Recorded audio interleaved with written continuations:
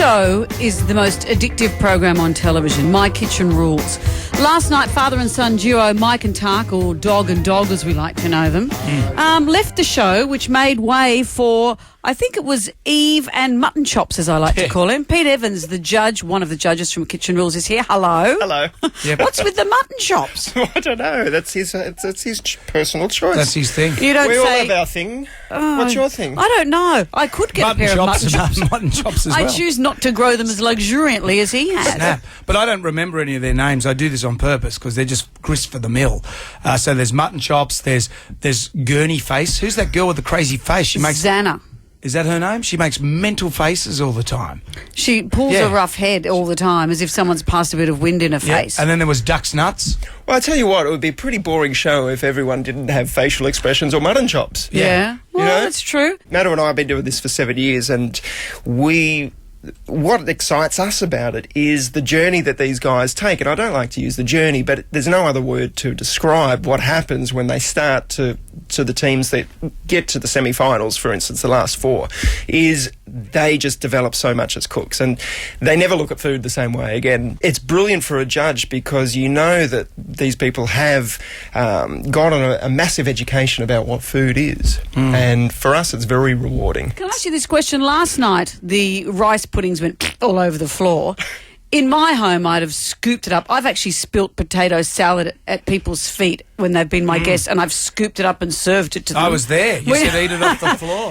What's the matter with you, princess? If no one was looking and you're at home, do you scoop things off the floor? I have been known to do that from time to time, At home, never in a professional situation. So but you at say? home, yeah. That's where activated almonds came from, wasn't it? They're on the floor, scoop them up. That's what you do. But these people, when you see them cooking, I cook at home every night. Yep. But for me, I couldn't do what they do. You know, ice cream. What's with making ice cream? Because every time they start to make ice cream, it goes wrong. Yeah, I don't get it either. I mean, the ice cream is the one thing that they always stuff up. But when they do it good, it's like, wow, you did it good. You know, but that's only 1 out of 10. That's But right. They all want to push themselves and show off and do these type of things, and which is great. You know, push the boundaries, push yourselves. And push the injuries. We've seen a few like that fish injury that was it Rosie had or Paige? Yep. Have you sliced and diced yourself many times in the kitchen? Yeah, I did yesterday, actually. Look at that Look at one. that, jeez. Right there. Just yesterday. What were you doing? Putting the paring knife back into its sheath. And I was like, And that was it. bled all day. I was a bleeder. We got leader. Surely you know how to do that by now. Well, that's what I thought, you know, but... And it was the only time I tried to put the knife back into a sheath, so I've thrown the sheath away now. Yeah, But they'll teach you. Chuck it in the drawer like everyone else. So they've got. I noticed they've got auditions for new people. Yes. So besides mutton chops and an irritating catchphrase, what else do you have to have? Well, it's a couple. I mean, I think the show works because it is the two people going on there as a couple instead of just the individual, because I think everyone must watch the show and go, I wonder who I'd do it with. Would I go on there with my dad or my mum or my sister or my partner or my kids or my best mate? How do you think we'd go, Jonesy?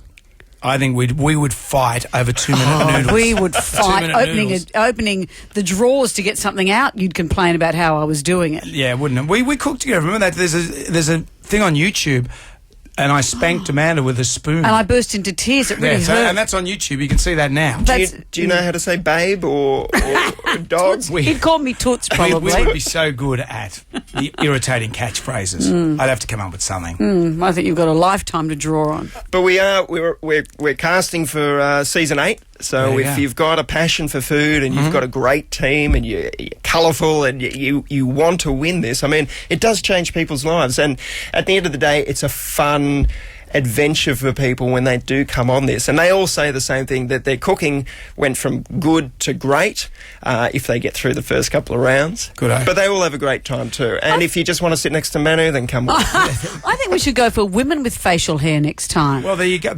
Oh, don't point at me, Brendan, thank you. But Man's that's working on something some new. mutton chops. I have my luxuriant moustache as well. You could have been on the Aneden line with those things.